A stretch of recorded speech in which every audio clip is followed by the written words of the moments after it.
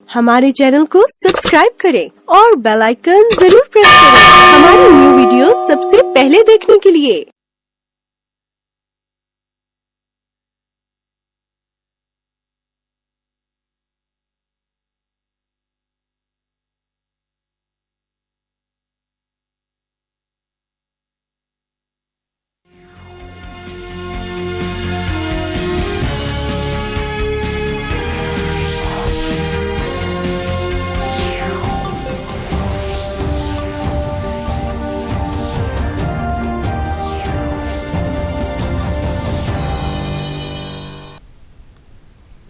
नमस्कार, अरुणाचल समाचार में आपका स्वागत है। मैं हूं सुलोकना सूत्रधर।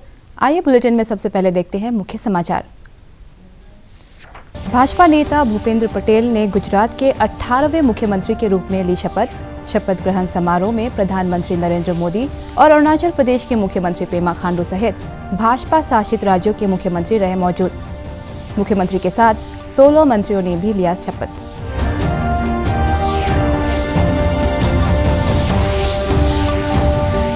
स्वास्थ्य मंत्री आलो लिबांग ने लोअर सुबनसिरी जिले के जिलों में आयोजित कार्यक्रम में लोअर सुबनसिरी और क्रा दादी जिलों के लिए मेडिसिन फ्रॉम द स्काई पहल की शुरुआत। कहा, हेल्थ केयर डिलीवरी में ड्रोन तकनीक का इस्तेमाल स्वास्थ्य सेवाओं का है भविष्य।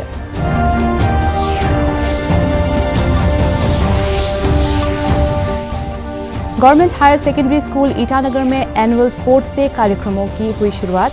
राज्य की शिक्षा आयुक्त पद्मिनी सिंगला ने चीफ गेस्ट के तौर पर लिया हिस्सा। कहा, समग्र विकास के लिए पढ़ाई के साथ साथ खेलकूद पर भी पूरा ध्यान दे स्कूली बच्चे।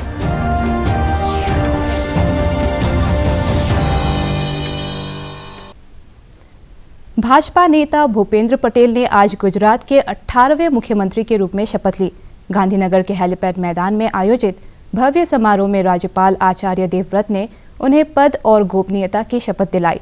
प्रधानमंत्री नरेंद्र मोदी, केंद्रीय मंत्री अमित शाह, स्मृति ईरानी और मनसुख मांडविया तथा उत्तर प्रदेश के मुख्यमंत्री योगी आदित्यनाथ, अरुणाचल प्रदेश के मुख्यमंत्री पेमा खांडू और मध्य प्रदेश के मुख्यमंत्री शिवराज सिंह चौहान सहित भाजपा शासित राज्यों के मुख्यमंत्री समारोह में शामिल हुए। आज मुख्यमंत्री के साथ 16 मंत्रियों ने भी शपथ ली, जिनमें पिछली सरकार में मंत्री रहे ऋषिकेश पटेल, कानूभाई देसाई, राघवजी पटेल, हर्ष संघवी और जगदीश विश्वकर्मा शामिल है।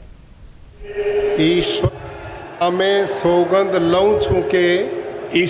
नामे सौगंध लऊं छूं के कायदाथी स्थापित भारतना संविधान प्रत्यय कायदाथी स्थापित भारतना संविधान प्रत्यय हूँ साची श्रद्धा अने निष्ठा धरावीश साची श्रद्धा अने निष्ठा धरावीश हूँ भारतना सार्वभौमत्वनु अने भारतना सार्वभौमत्वનું અને અખંડતાનું સમર્થન કરીશ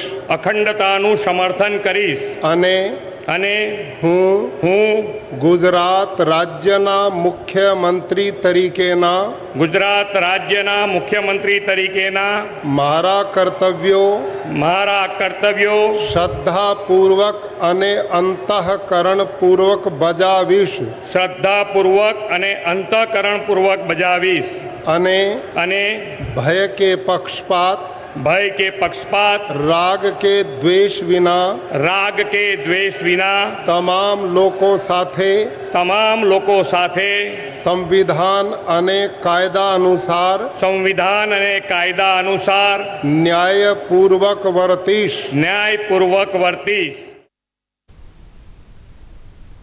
राज्य के स्वास्थ्य मंत्री आलो लिबांग ने आज लोअर सुबनसिरी जिले के मुख्यालय 0 स्थित पादी यूबे आउटडोर स्टेडियम में आयोजित एक कार्यक्रम में लोअर सुबनसिरी और क्रा दादी जिलों के लिए मेडिसिन फ्रॉम द स्काई पहल की शुरुआत की।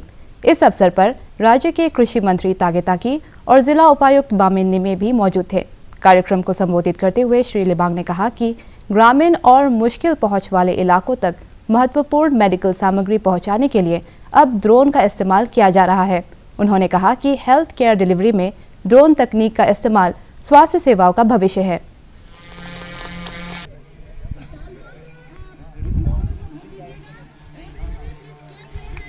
स्काई फ्रॉम मेडिसिन ये सेकेंड टाइम है। जो फर्स्ट हम लोग सेपा से लॉन्च किया था 15 अगस्त में, और अभी यहाँ आज सेकेंड में 0 से लॉन्चिंग हो रहा है। और उसका बाद में और जहाँ अरुणाचल में जहाँ जहाँ एज पर नीड बेस हम लोग लॉन्चिंग करेगा। हमारा भारत का जो प्राइम मिनिस्टर है, भारत ड्रोन महोत्सव में उन्होंने डिक्लेयर किया है हमारा इंडिया एक पोटेंशियल कंट्री होगा ड्रोन यूजेस के लिए। तो उसको हमारा यहाँ अरुणाचल प्रदेश का जो युवा चीफ मिनिस्टर पेमा खांडू ने अपनाया है। तो उसी के बाद हम लोग ने ये वर्ल्ड इकोनॉमिक्स फोरम के साथ में एमओयू किया है। 20 to 25 मिनट्स में हम लोग मेडिसिन पहुंचा सकता है। तो अभी 0 से जहां 100 मीटर रेडियस जहां में जरूरत होगा वहां हम लोग मेडिसिन दे पाएगा। और वहां में कहीं भी एक्सीडेंट व सांप काटने से उसका मेडिसिन भी हम लोग वहां भी दे पाएगा। और यहाँ शॉर्टेज होने से भी वहां से भी हम लोग मंगा कर पाएगा। ये बहुत अच्छा ये शुरुआत है। मैं पूर्ण रूप से विश्वास है कि ये जो कार्यक्रम है आने वाला दिन हम अरुणाचल वासियों को और रोगी बनाने में बहुत ही कारगर साबित होंगे, ऐसा मैं आशा रखता हूँ। इस तरीका का बनाना, सोच में लाना, खोज में लाना और हम लोगों का सुविधाएं दिलाना, ये हैप्पीनेस इंडेक्स का ग्राफ को आगे उठाने का सिस्टम है। केंद्रीय पर्यावरण मंत्री भूपेंद्र यादव ने आज लोकसभा में तृणमूल कांग्रेस के सदस्य महुआ मोइत्रा के एक सवाल के जवाब में सदन को बताया कि देश भर में सिंगल यूज प्लास्टिक पर प्रतिबंध को प्रभावी तरीके से लागू कराया जा रहा है। उन्होंने कहा कि सिंगल यूज प्लास्टिक पर प्रतिबंध लगने से पर्यावरण को लाभ हुआ है और इसके साथ देश में लघु और कुटीर उद्योगों द्वारा बनाए जाने वाले वैकल्पिक उत्पादों का बढ़ावा मिला है। पर्यावरण मंत्री ने कहा कि सरकार बायोडिग्रेडेबल प्रोडक्ट्स के इस्तेमाल को बढ़ावा देने के लिए भी कदम उठा रही है। The Honorable Minister, that on the use of single-use plastic, we have already got the Plastic Waste Management Rules 2021. But those of us who come from rural areas, representing rural areas, we find that this ban has not really been implemented, and this is still a problem. What I'm asking is, what is the alternate mechanism we are using? Because still today, for most vendors, single-use plastic remains the cheapest form. So are we developing jute or cloth or anything at the same price point that people can actually pick up? Because if we are bringing a law in and not giving an alternative, that's why people are not accepting the alternative. So what is the other biodegradable options that the government is trying to promote? Thank you, sir. सम्माननीय अध्यक्ष महोदय, single use plastic पे जब हम लोगों ने ban लगाया था तो हम लोगों ने विभिन्न व्यवसायी लोगों का, छोटे उद्योग वालों का पूरा सेमिनार करके हमने अल्टरनेटिव बताए थे। जिस प्रकार से सिंगल यूज़ प्लास्टिक में ईयरबड्स विद प्लास्टिक स्टिक्स और प्लास्टिक स्टिक्स, बैलून, फ्लैक्स, उसका जो अल्टरनेटिव है हमने पेपर क्लॉथ के फ्लैक्स, बॉम्बो कॉटन ईयरबड्स, उनका हम लोगों ने किया है। ज़्यादा से ज़्यादा जो छोटे कटलरीज और बाकी के जो स्पून्स वगैरह हैं वो भी हमने लकड़ी के दिए। और इसलिए अगर आजकल आप विमान में भी जब यात्रा करते हैं तो सिंगल यूज़ प्लास्टिक के जो विकल्प के रूप में इन चीज़ों का प्रयोग किया जाने लगा और इनसे निश्चित रूप से लघु और कुटीर उद्योगों को लाभ मिला है। इसके साथ ही साथ मंत्रालय इस बात पे भी काम कर रहा है कि जो बायोडिग्रेडेबल हैं उन भी उत्पादों का ज़्यादा से ज़्यादा प्रयोग किया जाए। और हम लोगों ने सिंगल यूज़ प्लास्टिक में जो जिन चीज़ों को बंद किया है उसके अतिरिक्त जो छोटी प्लास्टिक की जो थैली आती है वो 75 माइक्रो तक हम लोगों ने 30 सितंबर तक करी और अब दिसंबर के बाद 125 की जो माइक्रो वो जो उसकी लेंथ की जो प्लास्टिक की थैली वो भी बंद होगी। मैं सदस्यों से भी ये कहना चाहूँगा, ये एक ऐसा कार्य है जिसमें सबको सहयोग देना चाहिए और अपने अपने क्षेत्र में जो वैकल्पिक हमारे कुटीर और लघु उद्योग जो हैं उनको इसमें प्रोत्साहित करना चाहिए। मंत्रालय से अगर इस संबंध में आपको कोई जानकारी, सहायता चाहिए तो हम हमेशा आपकी सहायता। नामसाई जिले के पियोंग सर्किल में स्थित गवर्नमेंट सेकेंडरी स्कूल पियोंग में आज सेवा आपके द्वार 2.0 और एक दिवसीय एक्सपोर्टर कॉन्क्लेव का आयोजन किया गया। जिला प्रशासन और राज्य सरकार के ट्रेड एंड कॉमर्स डिपार्टमेंट द्वारा आयोजित इस कार्यक्रम में विधायक चाओ जिग्नू नामचुम और जिला उपायुक्त CR खाम्पा सहित अन्य अधिकारियों ने हिस्सा लिया। सेवा आपके द्वार शिविर में पियोंग सर्कल के लोगों को विभिन्न सरकारी विभागों द्वारा सेवाएं प्रदान की गई।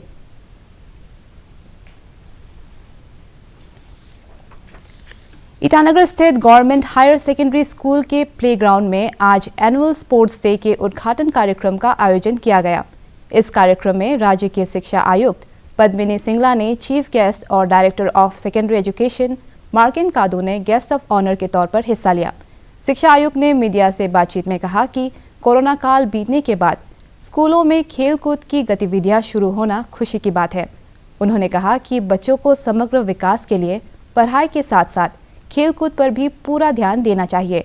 शिक्षा आयुक्त ने यह भी कहा कि government higher secondary school Itanagar को मॉडल स्कूल के तौर पर विकसित करने के लिए जरूरी कदम उठाए जा रहे हैं।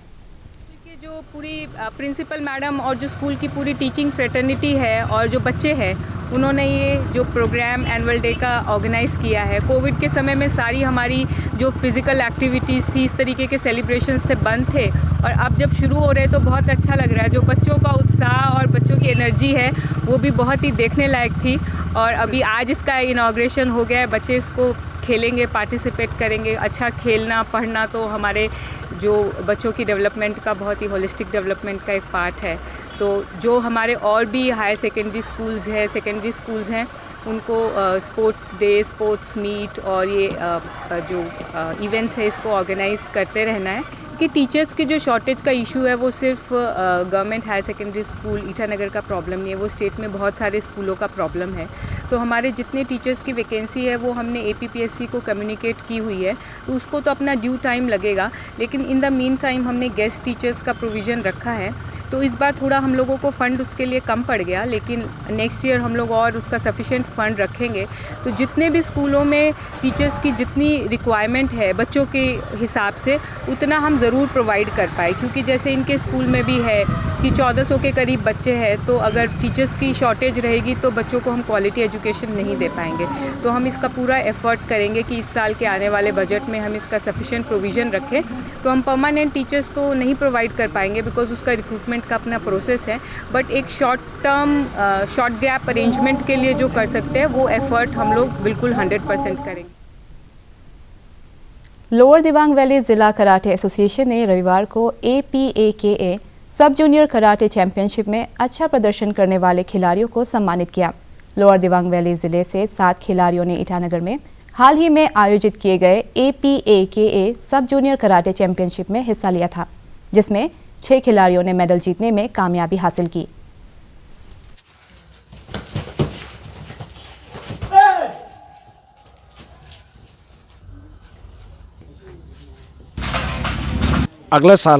अगला बार जो खेल होगा और पार्टिसिपेट करने वाला आएगा और पार्टिसिपेट करने वाला जीतेंगे, लोअर दिबांग वैली का नाम रोशन करेगा। मैं उम्मीद करता हूँ सिर्फ हमारा जिला में सिर्फ नहीं, स्टेट में सिर्फ नहीं, हमारा नेशनल लेवल में भी मैं उम्मीद करता हूँ। और साथ ही साथ मैं जितने भी है अभी जो युवा पीढ़ी है उनको भी एक केंद्रीय वित्त मंत्री निर्मला सीतारमण ने आज लोकसभा में कहा कि भारतीय रुपया अन्य करेंसी के मुकाबले मजबूत स्थिति में है। उन्होंने कहा कि डॉलर और रुपये में उतार चढ़ाव का असर अर्थव्यवस्था पर ना पड़े, इसके लिए रिजर्व बैंक ने विदेशी मुद्रा भंडार का इस्तेमाल किया है। वित्त मंत्री ने प्रश्नकाल के दौरान एक सवाल के जवाब में कहा कि दुनिया की उभरती अर्थव्यवस्था वाले देशों में सबसे अधिक विदेशी निवेश भारत में हुआ है। Devaluation itself sir, the word devaluation मैं सिर्फ आपके संज्ञान में रखना चाह रही हूँ sir. Devaluation itself is a word or terminology which can be used when there is a fixed exchange rate mechanism. आज भारत में fixed exchange rate mechanism नहीं है. If anything, so why did you accept this question? Madam, please. Sir, ये क्या problem है आप लोग? आप भी. Sir, the question is given by the secretariat. We are answering it. Accepting or not accepting is not a choice of the Mantri. Questions come, we are duty bound to answer. And in answering that, I am explaining it, sir, if you permit me. Devaluation is when it is in the fixed exchange rate mechanism. If any rate is coming down or going up, we are now talking about depreciation and appreciation. Devaluation itself is not in this context. One. Second, I have explained very clearly that the currency, particularly Indian rupee versus dollar, is because I've said this and I know it has become a good fodder for all those who want to play around in the social media creating memes. Oh, Indian, like the way people make fun of me because I don't eat onions. I do take care of onion eating people, but still that is, that's all that they can contribute to the debate. Sir, my answer cannot, आप guide करेंगे sir मुझे जब my answer is not right. When yes, many things are not relevant which are being raised, but I will answer. You can always stop me, sir, when I'm wrong. So, Indian rupee has been strong against every currency. And that is proved, and I can read the records. As regards just the US dollar, because of the policies adopted by the US Fed, is getting stronger and stronger. That has been explained. केंद्रीय civil aviation मंत्री ज्योतिरादित्य सिंधिया ने आज राज्यसभा में एक सवाल के जवाब में बताया कि साल 2013-14 तक देश में सिर्फ 74 एयरपोर्ट थे। उन्होंने कहा कि पिछले 8 सालों में 71 नए एयरपोर्ट, हेलीपोर्ट और वाटर ड्रोम बनाए गए हैं। सिविल एविएशन मंत्री ने कहा कि आने वाले 5 सालों में इनकी संख्या 200 से अधिक हो जाएगी और इससे देश में एयर कनेक्टिविटी में इजाफा होगा। Only 74 airports until 2013-14 in our country. We have added 71 airports, waterdromes and heliports, increasing it to 145, and I commit to the honourable member also that this number will surpass 200 in the next 5 years, increasing air connectivity in our country. And also his airport in Chennai, which is very much a concern for our people in our citizens in Tamil Nadu. That airport in Parandar also we are looking at very aggressively so that we can provide a new greenfield terminal in Chennai. 4 airports until 2013-14 in our country. We have added 71 airports, waterdromes and heliports, increasing it to 145. Rajya Sabha के सभापति जगदीप धनखड़ ने भारतीय Olympic संघ की पहली महिला अध्यक्ष चुने जाने पर राज्यसभा सदस्य पीटी उषा को बधाई दी। आज सवेरे सदन की कार्यवाही शुरू होते ही श्री धनखड़ ने कहा कि पीटी उषा को देश का हर नागरिक पहचानता है और वे अंतर्राष्ट्रीय ख्याति प्राप्त ओलंपिक खिलाड़ी है। I take this opportunity to congratulate a distinguished member of this august house, Srimati P.T. Usha ji,